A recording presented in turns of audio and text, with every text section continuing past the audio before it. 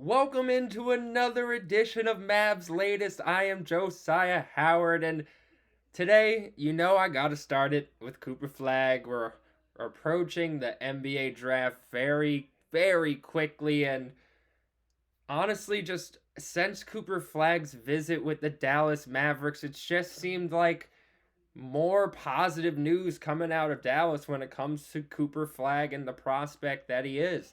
Um, Brandon Scoop B. Robinson is now reporting that the Mavs did not invite fellow projected top pick Dylan Harper of Rutgers for a visit, and this is done because not because Harper's lacking talent, but that the Dallas Mavericks want to stay loyal to the Dallas Mavericks. Um, and this makes a lot of sense. And the overall message here is that the Dallas Mavericks don't want to offend Cooper Flagg here. And that's great. If you're trying to start anew here and you're coming off, honestly, sucks to say it, but just one of the most offensive trades in terms of somebody who was very loyal to your franchise.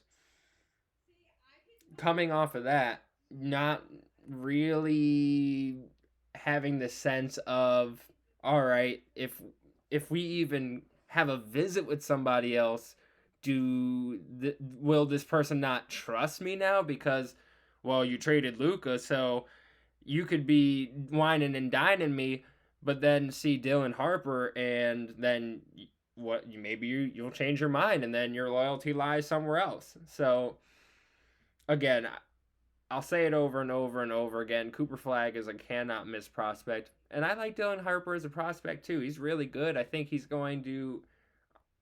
as NBA ready as anyone else in the draft that's not named Cooper Flagg. So I think Dylan Harper can come into the league and be this player that actually helps day one. But I just think Cooper Flagg will take you to that next level, that next step, that next stepping stone. Like, I think if you're built to be a contender, Cooper Flagg is exactly who you want.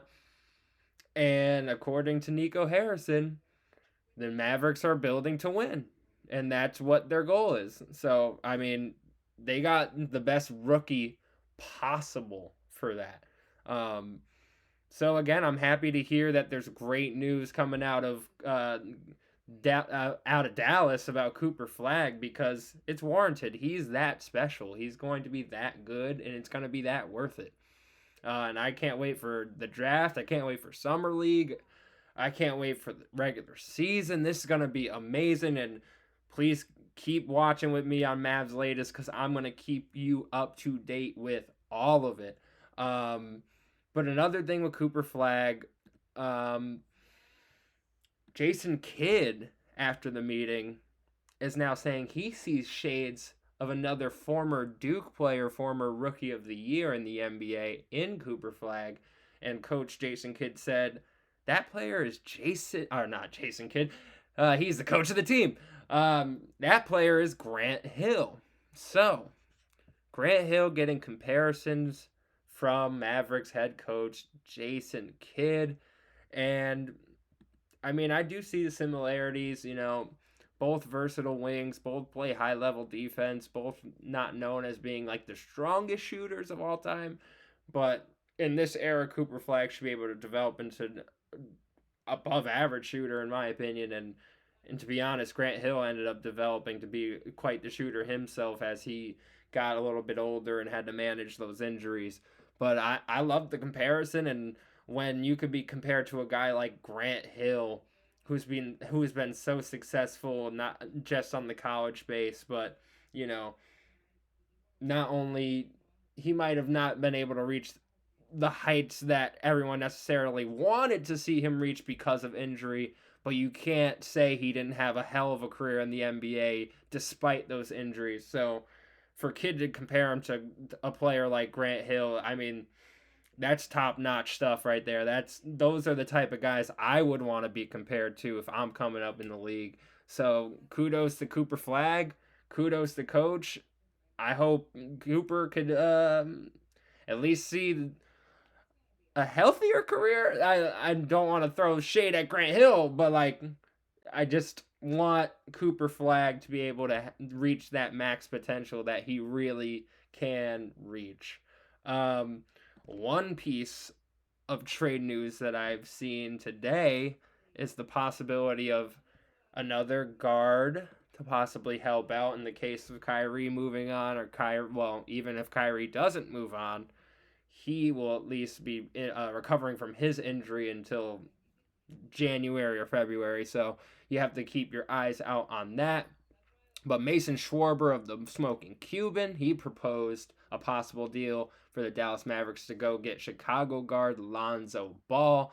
That would be Lonzo Ball and this year's 12th overall pick for Daniel Gafford.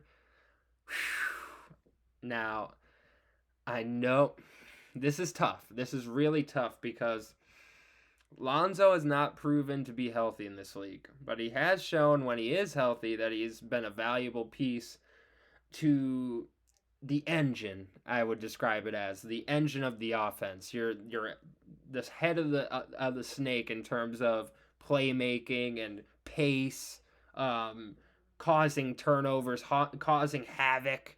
That's what Lonzo Ball does, and to only have to flip Daniel Gafford to take the risk of Lonzo Ball and get the 12th overall pick in this year's draft, and you can now use that 12th overall pick to do anything you want to replace that roster spot in Daniel Gafford.